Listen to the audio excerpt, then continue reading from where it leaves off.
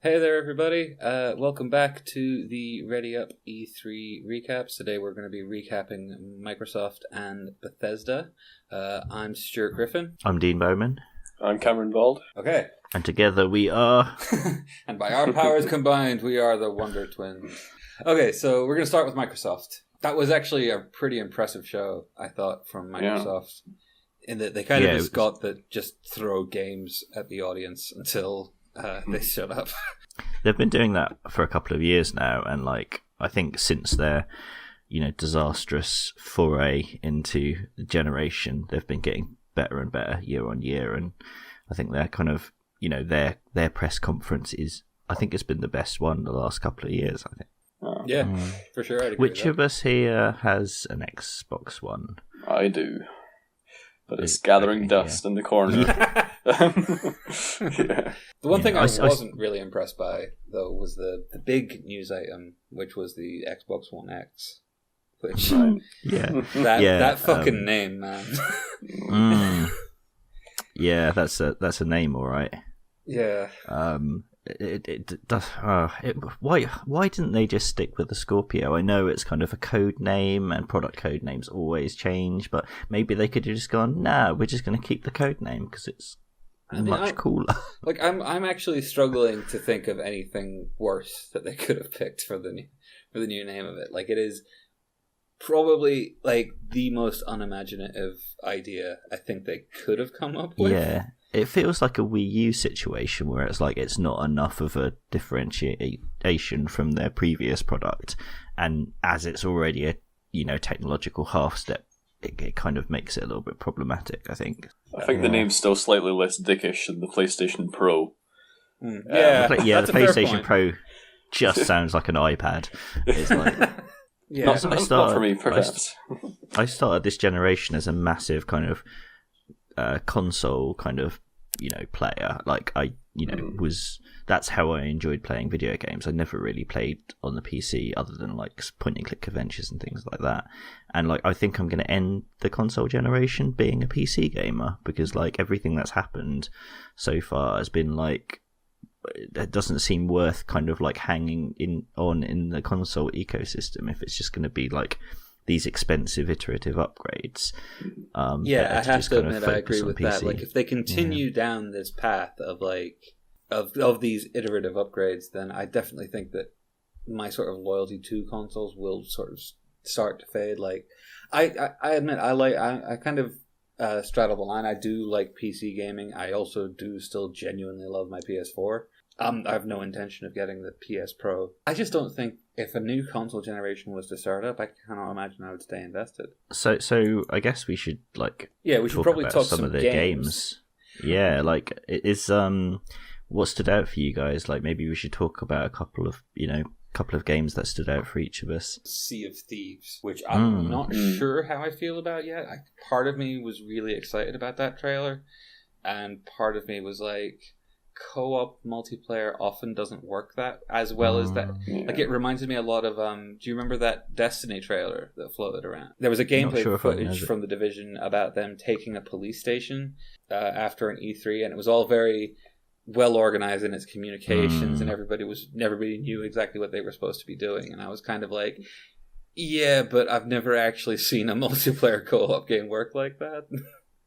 That's true, but given the whimsical nature of this game, it almost feels like if you're not coordinated, it will be even more entertaining, because it would just be chaos happening, someone playing the accordion on a sinking ship, someone else being kind of swimming away from a shark.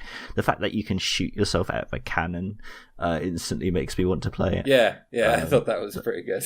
I worry that it's going to go by the way of No Man's Sky, where obviously, the way some games are moving is that they don't want it to be an overly directed experience. Yeah. But at the same time, No Man's Sky, after a while, it just sort of became a nothing. What am I doing? Once you realize what the end goal is, there's nothing really to work towards. I haven't revisited in a while, but I've heard that they've slowly been improving things. But my concern is that Sea of Thieves will be that. It will be, oh, look at the spectacle, isn't this fun, for maybe 10, 15 hours, and then there's nothing to work towards past that. But just the fact that they've actually made it a multiplayer experience, like instantly makes it more dynamic because people can kind of club together and make their own stories together. Whereas in No Man's Sky, it's like literally you're on your own in this massive space with no kind of clear objective. And like you, I kind of need something to kind of carry me through when playing a game. For sure, I agree.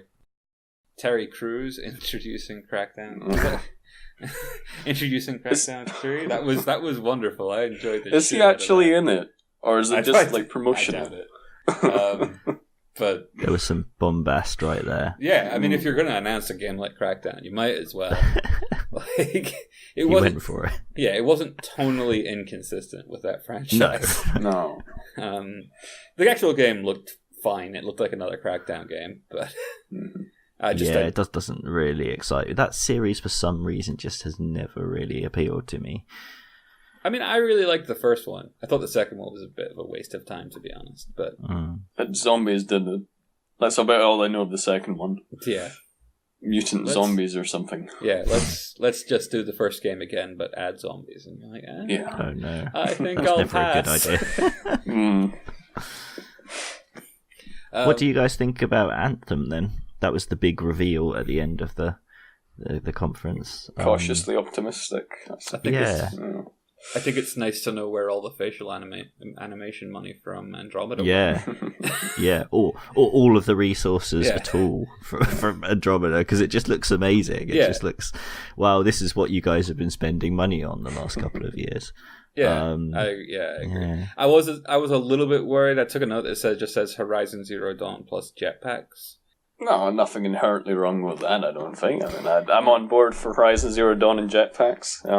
I feel like it looks a little bit more like Destiny, and I feel like it could be a genuine competitor to Destiny, especially in the drop-in co-op that they seem to be going for in a big way. Yeah. And like the problem that vanilla original Destiny had, and also that it doesn't look like they've changed this fundamentally, is instead of it being in a big coherent open world, Destiny's like siloed off into little kind of things that you have to load in and out of, and the different planets and areas, and it seems like this is one big huge open world that you can just have this drop in kind of co-op experience. I mean, that sounds quite interesting. I could definitely see going for that.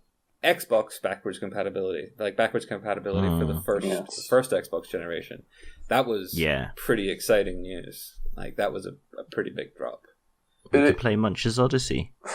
Well, I would say, every time I hear that, I'm like, I'll pay attention. My favorite game for the Xbox generation was Call of Cthulhu: Dark Corners of the Earth. Oh yeah, which I don't think I've met many other people who've played, but that game was absolutely fantastic, and it's never been backwards shit scared of that game. I played it far too young. Yeah. Really good stuff. Yeah, I think that's some pretty interesting news. That's really good, yeah, and the way they framed it as well as we want to kind of go forward preserving video games for future generations and everything, and making them available. And I know that's kind of just PR spin, but it was nice to hear regardless. It's nice to hear that being used as PR spin, because it at least sort of demonstrates that somebody's paying attention to the fact that that's a value that gamers are wanting. Yeah, rather than just make the next game, throw it away and. Sorry, go ahead.